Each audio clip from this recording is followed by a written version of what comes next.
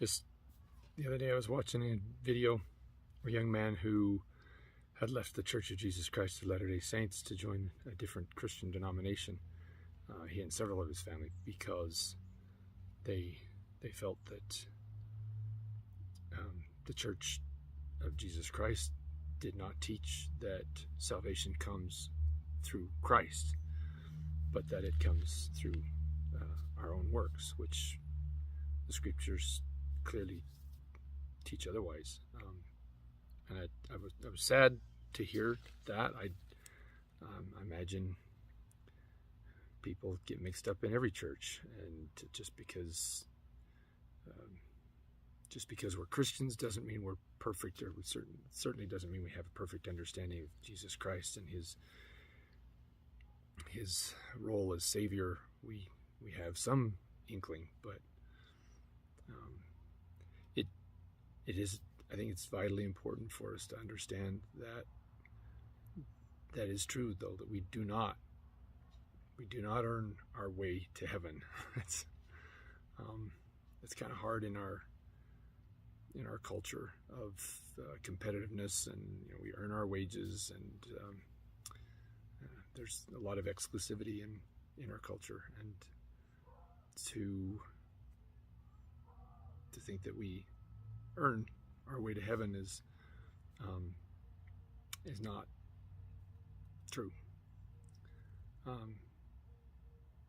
In the Book of Mormon, King Benjamin in the Book of Mosiah teaches, and moreover I say unto you that there shall be no other name given, or any other way nor means, whereby salvation can come unto the children of men, only in and through the name of Christ, the Lord Omnipotent. And that's not the only time it says that in the Book of Mormon. Alma says almost exactly the same thing to his son Shiblon. Later, the prophet Helaman says almost the exact same thing to his sons Nephi and Lehi. There are three witnesses of that truth. And when it says the only way,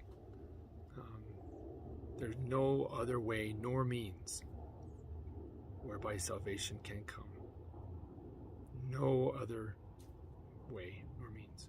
That's pretty clear. So I look at it this way a little bit. If we have a vast chasm like the Grand Canyon or whatever, and we're on this side and God's on the other side, and we got to get from here to there, and obviously there has to be a bridge of some sort built.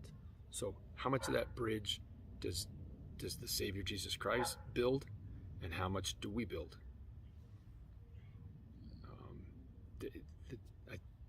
The scriptures are clear. Christ built the bridge. He did it.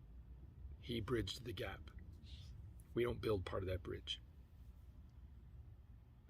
It would behoove us to walk across the thing, but he's the one who built it.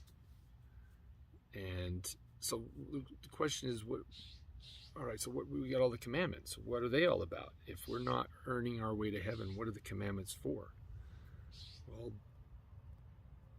Christ makes that pretty clear too in John 14:15. If ye love me, keep my commandments.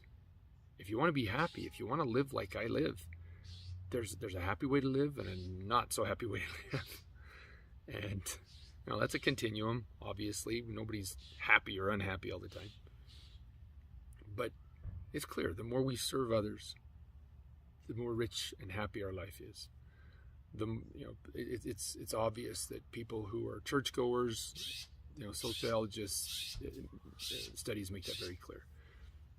When we worship God, when we try to be like Him, we're going to have a happier life, a more rich life, and our families are happier, and the people around us are happier, and we live in better neighborhoods and better country.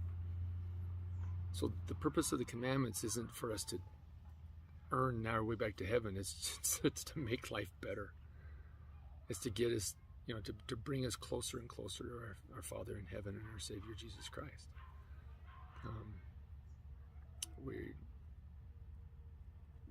we would simply want to be like them because we love them. And the Savior of the world is the Savior of the world. He is mighty to save. And he's going to, if we want his salvation, it's there.